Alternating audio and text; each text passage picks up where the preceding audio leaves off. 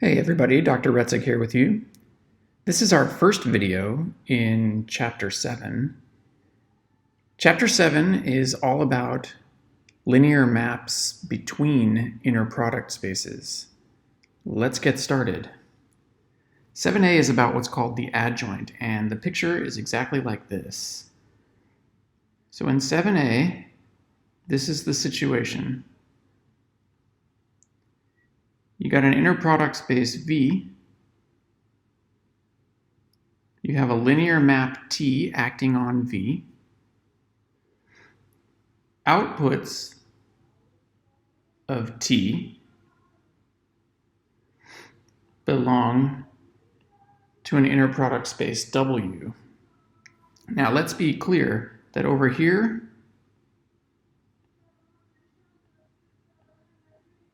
we have an inner product that works on V. And over here, we have an inner product that works on W.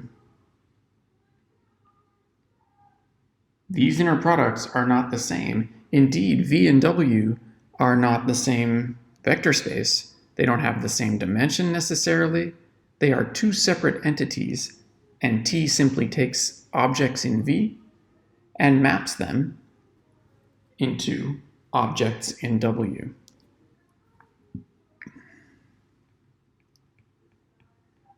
Now fix W over in big W. So little w is over here. We're going to define a linear functional on V in the following way.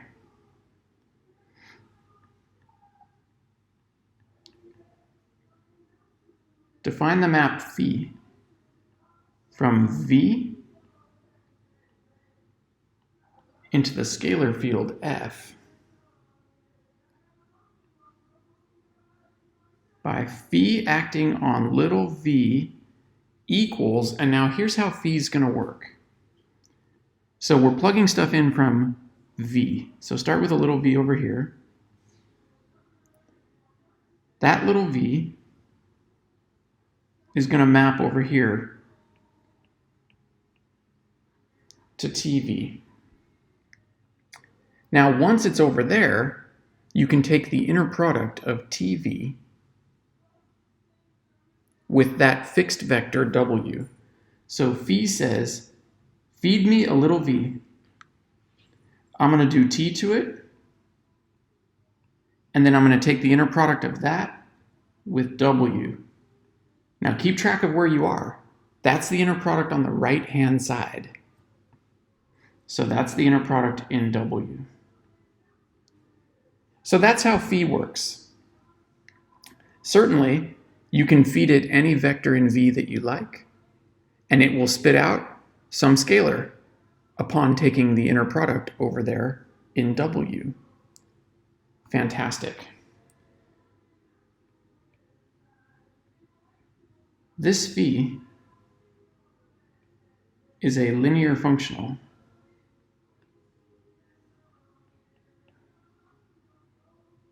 on big V. Remember, linear functional just means linear mapping, where the output is a scalar. So by Riesz representation theorem,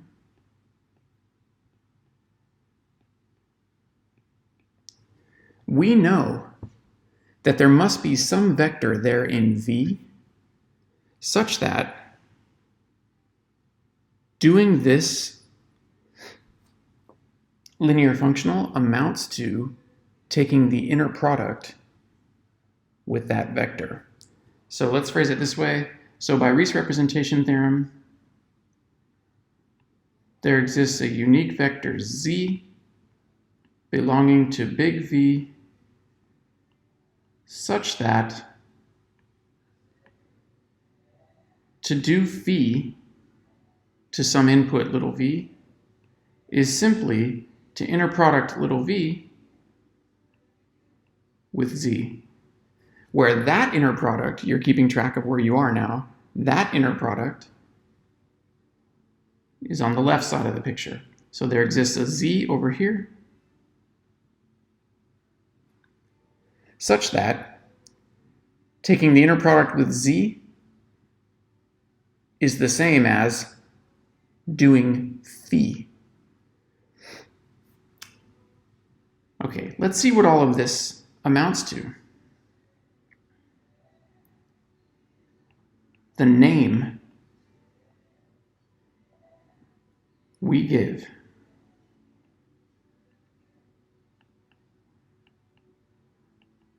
to this magical z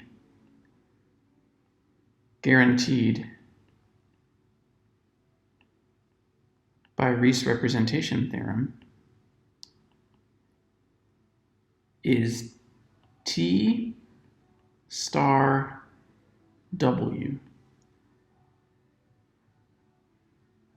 Now let's make sure we're crystal clear here. W was this fixed vector back here on the right side of the picture. We used that fixed vector W to make a map phi. That map phi is defined in this way. Riesz representation theorem says, well, there must be some vector z that recovers the action of phi. That vector z is right here. And the name we give that vector z is T star W. So for any W over on the right-hand side, there's a thing back on the left that recovers the linear functional phi. All right. In that sense, we can think of each W over on the right as being in correspondence with some T star W over on the left, which leads to the big definition. Definition. If T is linear from V to W, like in our drawing, we define the adjoint. That's the term we're defining. The adjoint of T by T star maps right to left, since T mapped left to right, given by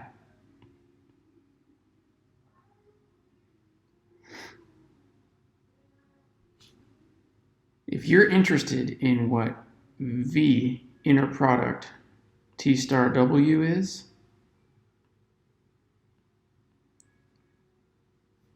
that's just TV inner product W.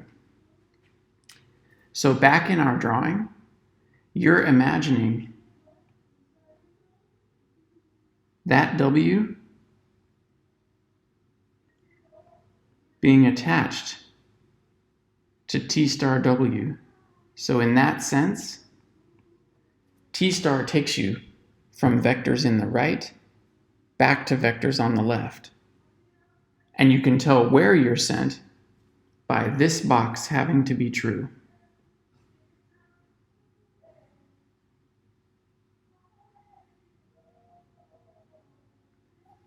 T star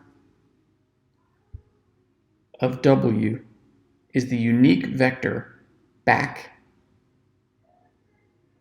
in V that makes that box true. So T goes V to W, T star goes W back to V. And the main thing that you want to know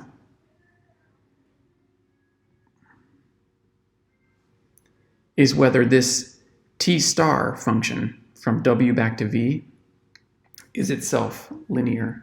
And that's our first and only result of today's discussion. Proposition: if T is linear from V to W, then T star is linear. Where to where? W to V. So to wrap up today, let's make sure we can prove this. All right, T star is by definition a map from W to V. No question about that. This theorem is asserting that that map is in fact linear. Okay, so how do you show T star is linear? Well, you would have to show T star of W1 plus W2 is the same as T star W1 plus T star W2. So let's try that.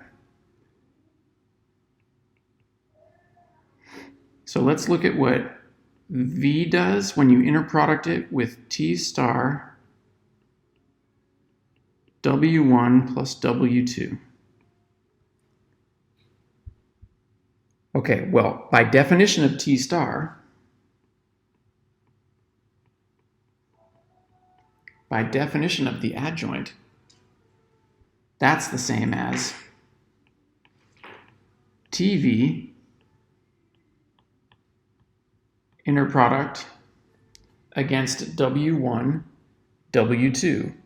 Now let's keep track of where these inner products are happening. The first one, this one.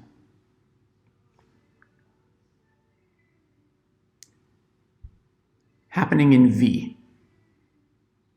Each vector in each slot of that inner product is a vector on the left side of our picture. This one happening in W. Now, the way of the world is that people don't keep writing capital V to subscript the inner product over on the left and capital W to subscript the inner product on the right. We are meant to recognize, based on what's in the slots of the inner product, where the inner product is happening. So just practice vigilance and make sure you're checking in with yourselves about where the inner products are happening.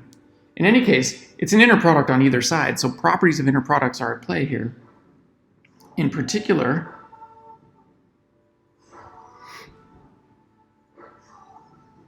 TV inner product W1 plus W2 is TV inner product W1 plus TV inner product W2, because inner products have additivity in the second slot.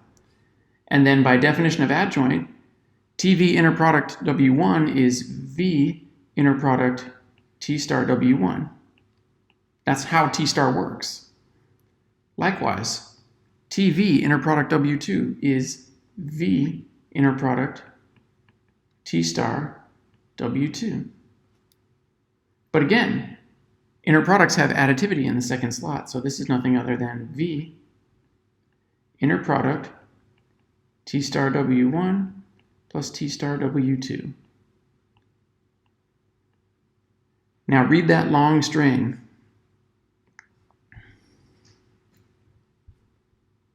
V inner product this always comes out the same as V inner product this. So the two purples match. Those expressions are the same. In other words,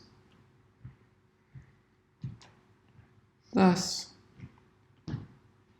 T star acting on W1 plus W2 is the same as T star acting on W1 plus T star acting on W2,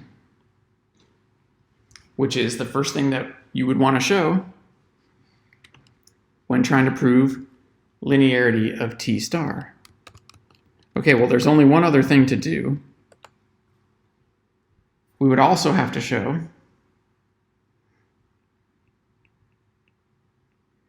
that T star acting on lambda W is the same as lambda T star acting on W. And the moves are the same. I'm going to let you fill in the blanks, but your argument would go something like this.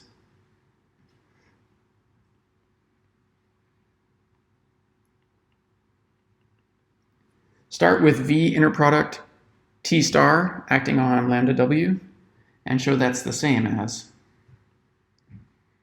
V inner product lambda T star acting on W. And if you're successful, that means that vector and this vector are the same vector. And that would end the proof of linearity. So all that's happening so far in 7a is we have this new toy. If you have a linear map from V to W, it comes with it some sort of cousin that maps W back to V in some way that is kind of complementary with respect to the inner products on both sides of the picture. So T goes one direction, T star goes the other, and they're related through inner products. Okay, this adjoint is going to help us classify all sorts of types of maps on inner product spaces and will give us a lot of structure to tell us how these maps behave from one inner product space to another. So that's where it's all headed. All right, see you next time. Bye.